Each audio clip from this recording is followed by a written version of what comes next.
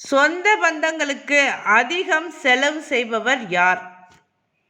அதான் ஜாதகத்தை பார்த்து நம்ம எப்படி தெரிஞ்சுக்கிறது, அதை பற்றி தான் இந்த பதிவில் பார்க்க போகிறோம்.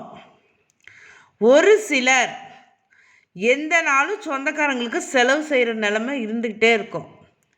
அவங்க வீட்டில் நல்லது கெட்டது எல்லாத்துக்கும் எடுத்து செய்கிற ஒரு நிலைமை உண்டாகும்.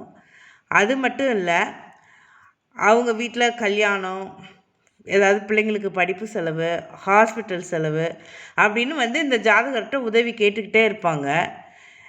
இந்த ஜாதகருக்கும் கொடுக்க வேண்டிய ஒரு சூழல் கட்டாயம் இருக்கும், அதனால் கொடுப்பாரு. ஆனால் அவங்க எல்லாம் திருப்பி தருவாங்களான்னா திருப்பி தர மாட்டாங்க, துரோகம் பண்ணுவாங்க. அதெல்லாம் விரயமாயிடும். அதாவது இவரோட ஜாதகர்கிட்ட இருக்கிற காசெல்லாம் விரயமாயிடும், சொந்தக்காரங்களுக்காகவே நிறைய விரயமாயிடும். என்னாலும் இவங்களுக்கு அதாவது இந்த செய்முறை, கடன் வாங்கி செலவு செய்கிற அளவுக்கு கூட போயிடுவாங்க. இது மாதிரி சொந்த பந்தங்களால் செலவுகள் அதிகம் யாருக்கு? அவங்களுக்கு ஜாதகத்தில் என்ன மாதிரியான கிரக அமர்வுகள் இருக்கும் அதை பார்க்கலாம் இப்போது.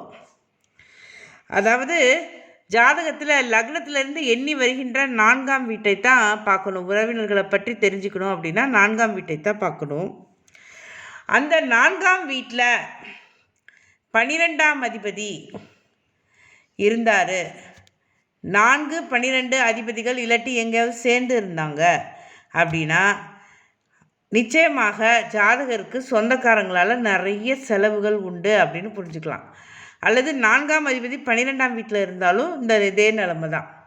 சொந்தக்காரங்களுக்கு நிறைய செலவு செய்வார், சொந்தங்களால் நிறைய விரயமாகும் அப்படின்னு புரிஞ்சுக்கலாம். அதாவது 12ஆம் அதிபதி 4ஆம் வீட்டில் இருப்பார்.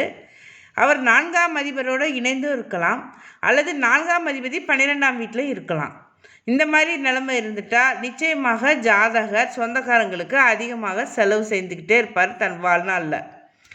அது மட்டும் அல்ல, அந்த 12ஆம் அதிபதி 4ஆம் இடத்துல இருக்கும் பொழுதோ, அல்லது அந்த 4ஆம் அதிபதியுடன் 12ஆம் அதிபதி சேர்ந்து இணைந்து எந்த இடத்துல இருந்தாலும் சரி, கூடவே ராகு கேது இருந்துட்டாங்க அப்படின்னா அந்த சொந்தக்காரங்களால் நம்பிக்கை துரோகத்திற்கு ஆளாவாங்க. அவங்க தான் வாங்கிட்டு கொடுக்க மாட்டாங்க, ஏமாற்றுவாங்க ஜாதகரை. நிறைய பேர் சொந்தக்காரங்களால் சொத்துக்கள் இழக்க நேரிடும், பணத்தை இழக்க நேரிடும், நிறைய அவமானப்பட நேரிடும், நிறைய துரோகம் செய்வாங்க. இவருக்கு சொந்தக்காரங்களால் நிறைய துரோகம் அநீதியெலாம் உண்டாகும். எப்போ அப்படின்னு கேட்டிங்கன்னா, அந்த 4ஆம் அதிபதியோட ராகு கேது இணைந்திருக்கணும், ஃபஸ்ட்டு பாயிண்ட்டு. கூடவே 12ஆம் அதிபதியும் இணைந்திருந்தார் அப்படின்னா நிச்சயமாக இந்த மாதிரி பலன்கள்லாம் நடக்கும்.